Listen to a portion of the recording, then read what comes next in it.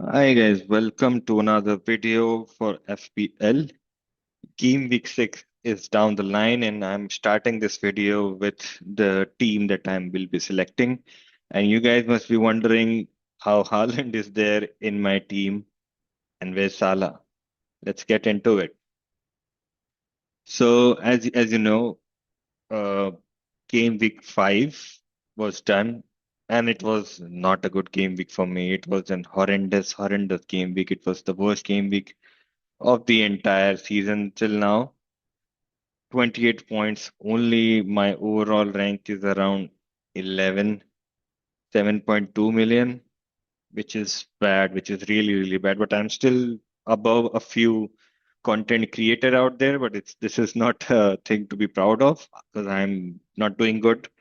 And it's not up to me apart from one decision to bring in Harvey Barnes in place of Cole Palmer, although selling Cole Palmer in hindsight was a good decision, but Barnes was not, and it did not pan out for me entirely in the 3 game weeks period for which I bought him in. So, for example, in game week 5, I scored a total points of 28. Special thanks to our very own Chelsea goalkeeper Sanchez, who went out in the 4th minute of that game and got a red card. I'm not sure why they directed -1 point for goals conceded because he did not concede those goals.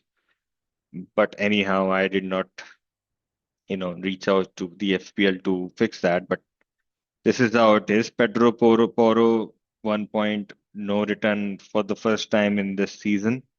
Uh, he has been a decent pick, but not as explosive as you would want for 5.6, because most of the other Spurs defenders in Van de Ven and Romero has outscored him, and they are little less in the price. So DEFCON is a very important asset for this season in FPL, and you've got to consider DEFCON, generating creators, not creators, generating defenders, um, so that they're getting 2 points in every extra 2 points in every game week, and it tends to make a difference at the end of the season. So I'll be mm, keeping that point in my mind when I do that, when I do my wild card. I was supposed to do my wild card this week, majorly because Konza and Rogers are not working. So I switched my captain to Rogers. Mo Salah gave an assist. Uh, that wouldn't have made any difference, to be honest, if I had captained Salah. Uh, I captained Rogers thinking it was against Sunderland. Sunderland also got a red card in, I think, under 30 minutes, and Aston Villa failed to score a goal. I mean, they scored one goal, but you know, not Rodgers was involved. Neither was Watkins involved. Matty Cash out of nobody scored that goal, and Konza was not able to keep a clean sheet. So that did not went well. I started with Murillo, who was out for the game week, so Diouf came in for his place. He got an assist, so that's why he's getting 3 pointers. I started Barnes for one last game week. He was playing against Bournemouth. I thought maybe it could be a goal fest, and it ended up 0-0. Uh, yeah, that was again a bummer, and I benched Reinders in place of him, who got an assist for Haaland against Arsenal and also got 2 bonus points and 2 points for defensive contributions. So yeah, if I would have started Reinders, it would have been a little bit better game week for me. Would have been 37 points, a little higher rank. So yeah, it's not working out for me right now. Uh, I don't know. Maybe I am too much influenced by the content creators out there, or maybe the luck is not in my end. I do have a history of blooming a little bit late in my FPL seasons. So in last 3 seasons, for example, I've scored last 5 seasons, for example, I've scored more than 2,400 points in total, and I never started good, to be honest. I never started really good.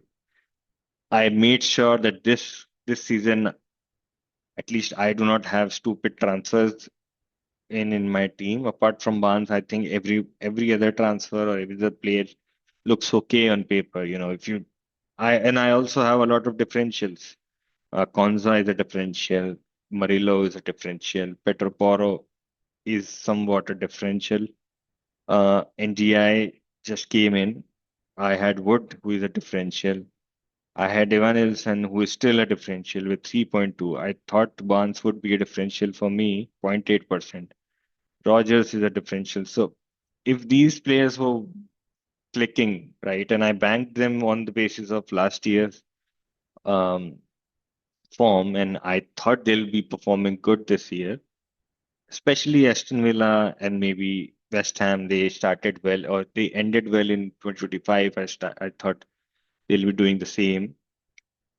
But yeah, not so much, and it's not looking good. I thought of doing wildcard this game week because of Sanchez, because he got a red card, but he got his suspension in the Carabao Cup game. So I'm okay. I do not have major injury concerns apart from Murillo and Haaland. Haaland should be okay for the weekend, as I feel, and yeah, as you can see, I'm triple captaining Haaland. Murillo, I'm expecting that he would be okay as well for the weekend. So I have a decent first 11. Barnes is the first substitute on the bench against Arsenal. I can replace him with Diouf, and let's see how they perform for the game week 6.